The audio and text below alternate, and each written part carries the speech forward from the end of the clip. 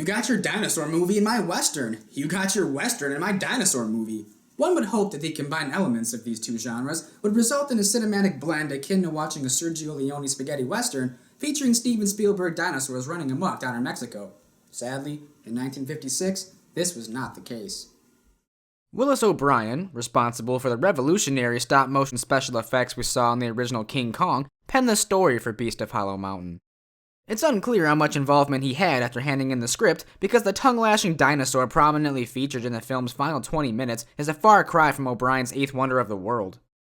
Deep in the backcountry of Mexico, there rises a grim and mysterious mountain, which is said to be hollow. Its interior has never been explored, because at its base lies an impassable swamp. But let's forget about that, and instead focus our attention on this dead cattle skull tree. No one has dared to come this far. Let's turn back. You're too superstitious, Manuel. You're afraid of your own shadow. Not my shadow, senor. Your shadow! It gets more likes on Facebook than mine does. Jimmy, Manuel, and Felipe spend the afternoon searching for their missing cattle and the thieves responsible. Manuel forgot to pack the egg salad sandwiches, so it's a good thing Felipe brought his oversized sombrero, perfect for lining chips and dip. There's nothing like chips and salsa on a hot day in Mexico. Hey, get out of here! Get out of here! Bad bees! Bad! Ow! Ow! Ow! They're defending themselves somehow! Try not to startle Manuel. He's trigger happy and ready to fire at any shadow. Meanwhile, Felipe aimlessly wanders into the swamp, but is rescued when Jimmy pulls him out by a sombrero. Is the orchestra sinking into the swamp too? After arriving back home, the trio is given the worst greeting ever. Welcome back to town, fuck you! Your father is not a drunkard. He drinks to forget your mommy who is in heaven. Ah, drunk Mexican stereotypes, forever plagued by satirical tuba music and firework-throwing Filipino children masquerading as Mexicans.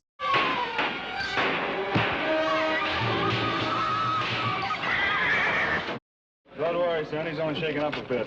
Only shaken up? Did you see how far backwards his leg was bent? You know that's the way I get off the force. Oh, I guess he is fine. His dummy is dragged through town every day. Tequila-loving Mexicans aren't the only belittling stereotypes in this movie when there are characters named Margarita. Her name is Margarita, so his must be Enchilada. Gone to buy more paper. While his cattle continue to vanish, the hired help have panicked and quit, but luckily Pancho and Panchito are eager for work. What are you doing here? I'm milking the cow. And I am feeding the ducks. We appreciate your help and all, but on this ranch, we feed the cow and milk the ducks. How long have you been here? Before the sun came up. That's a hell of a way to apply for a job. Just show up and start working. All those desperate and unemployed should take note. If you really want that job at KFC, just break in overnight and start pulping chicken. Don't we get the job? No, Pancho, you drink too much. How about me? You don't drink enough. No, you're too small. No, I am already 7. And I will never have another drink. I think they'd be fools not to hire the 7-year-old boy and his alcoholic father who broke into the ranch, but maybe that's just me.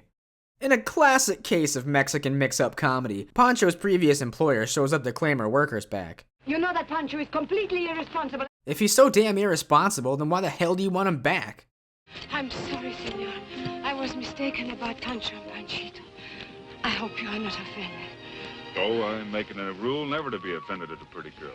What else is in his rule book? Don't eat cheese before noon? My horse is gone. Probably shouldn't have tied it to that dandelion. In 1956 Mexico, being lifted off a horse is the biggest implication of cheating on one's spouse.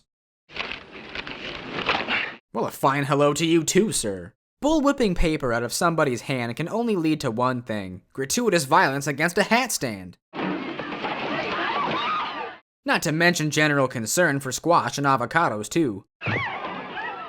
The Beast of Hollow Mountain is important because it was the first film to introduce the Mexican standoff from the Mexican's point of view. Throwing a dart directly at the back of someone's head, that's one way to get their attention. Hey! Hey, come back!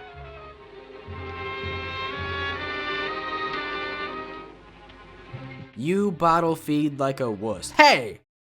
See that shadow there?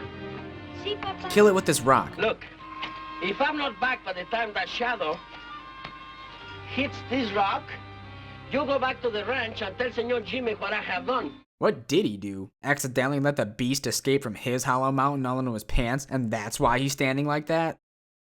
Jimmy's found himself in quite the festive graveyard. Who would want to meet here? Please sit down.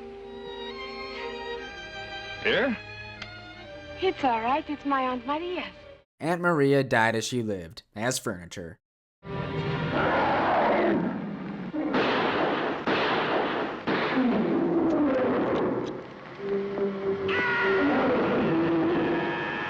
Where's that tuba music now? Well, we don't want Panchito to see the sombrero. Why? Because he'll forever be haunted by sombreros? Panchito, where are you going? I am going to my papa. Put that horse up and come back to bed. Yes, senor. What did I tell you? Kid's just like his father, stubborn. And a raging alcoholic. Ah, someone's finally managed to capture the images from my nightmares on film. Now, if you'll excuse me. Ah! Oh my god, they're coming for me! Oh my god! When George and Carlos are driving the Americanos' cattle to the station, they have orders to start shooting, and the cattle will stampede. Stampede? Right. Is cattle a code word for that weird parade from earlier? Yeah, start firing at those guys when they stampede after blowing up Christmas lights. Either Barney the Dinosaur has a cameo in this movie, or they've shot a live-action version of Bambi meets Godzilla.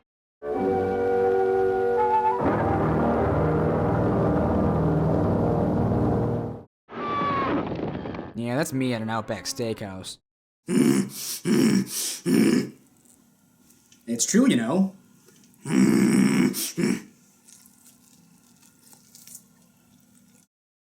Looks like he's leaving footprints behind for Matthew Broderick to blindly step into. He's the Gene Simmons of claymation dinosaurs, Tungosaurus rex. Surprisingly, this dinosaur wasn't created from a severed tongue fossilized in amber. My T-Rex toy seems to be missing something. Ah, of course.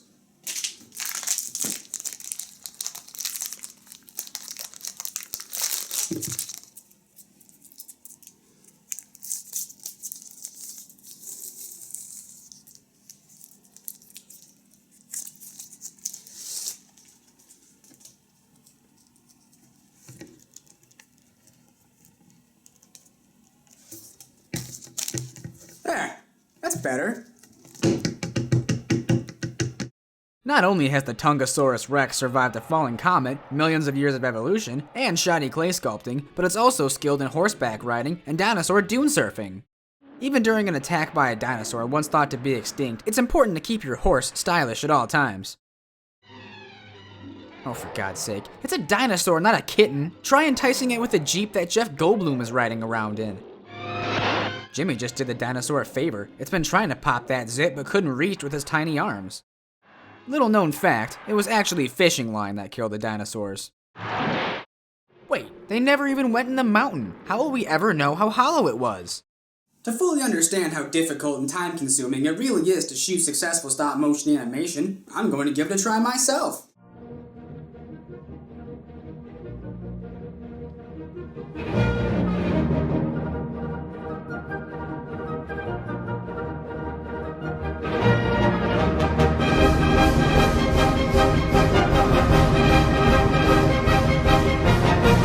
Now let's see how that turned out.